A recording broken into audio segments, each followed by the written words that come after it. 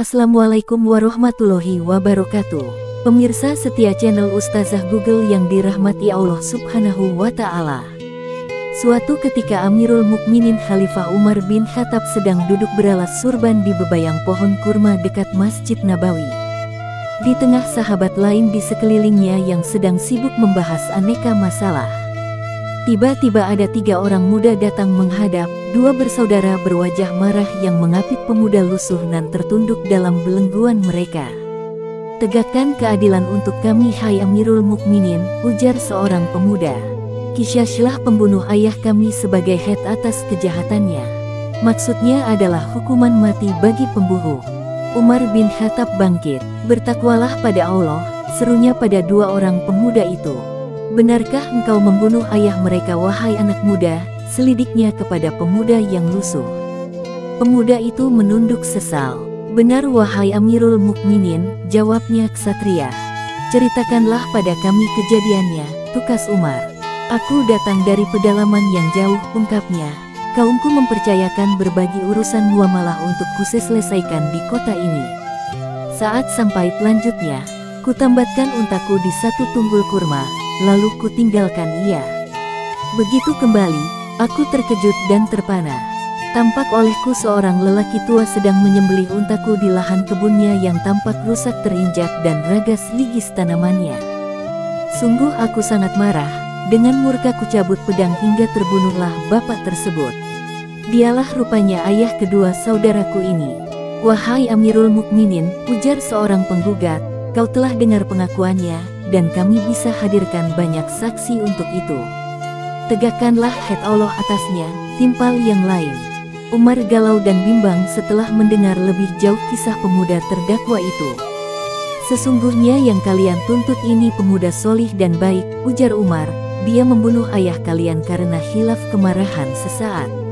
Izinkan aku," ujar Umar, "meminta kalian berdua untuk memaafkannya dan akulah yang akan membayarkan diat atas kematian ayahmu." "Maaf, Amirul Mukminin," potong kedua pemuda dengan mata masih nyala memerah antara sedih dan marah. "Kami sangat menyayangi ayah kami. Bahkan andai harta sepenuh bumi dikumpulkan untuk kami," ujar salah satu, "hati kami hanya akan rida jika jiwa dibalas jiwa." Dalam hati Umar bin Khattab tumbuh simpati pada terdakwa yang dinilainya amanah, jujur, dan bertanggung jawab, tetapi tetap kehabisan akal untuk meyakinkan penggugat.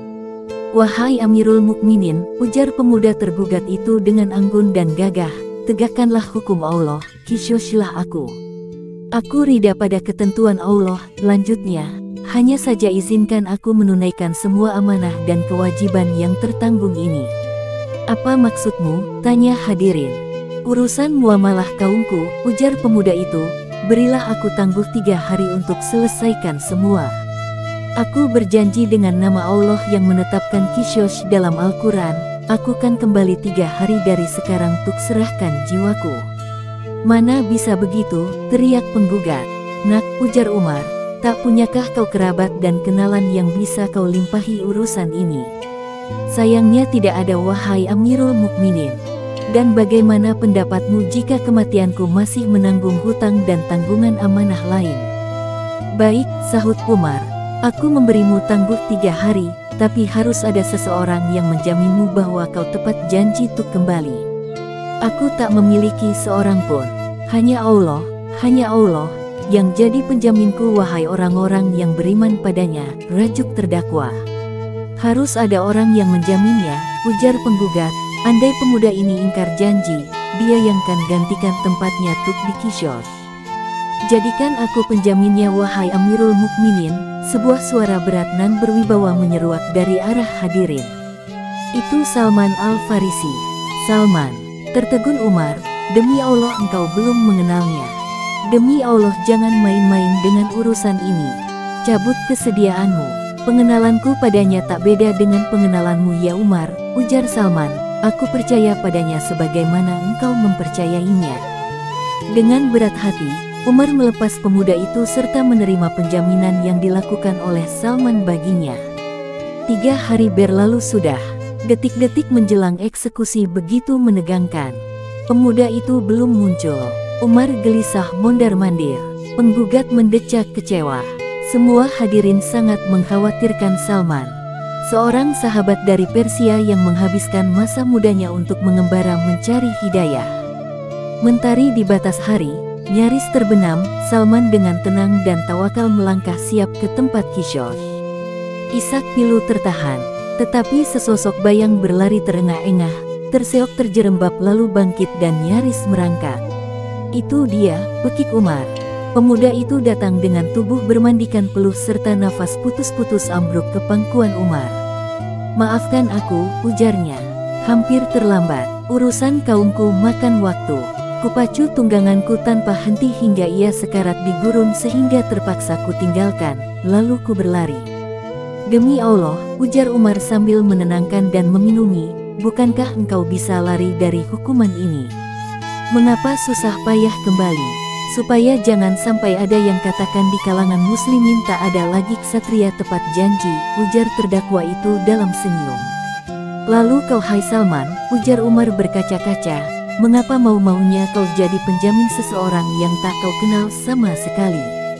Agar jangan sampai dikatakan di kalangan umat Islam tak ada lagi saling percaya dan menanggung beban saudara," jawab Salman teguh. "Allahu Akbar," teriakan takbir dua pemuda penggugat sambil memeluk terdakwanya. "Allah dan kaum muslimin jadi saksi bahwa kami memaafkannya." "Kalian," kata Umar makin haru, "apa maksudnya? Jadi kalian memaafkannya? Jadi dia tak jadi di Kishosh?" "Allahu Akbar. Mengapa? Agar jangan ada yang merasa di kalangan kaum muslimin tak ada lagi maaf dan kasih sayang," sahut keduanya masih terisak. Wallahualam bishawab. Jangan lupa dukung channel ini dengan like, komen dan share videonya, supaya saya Ustazah Google semangat membuat konten yang menginspirasi umat. Saya pamit undur diri, wallahul muwafiq ila aqwamit thariq.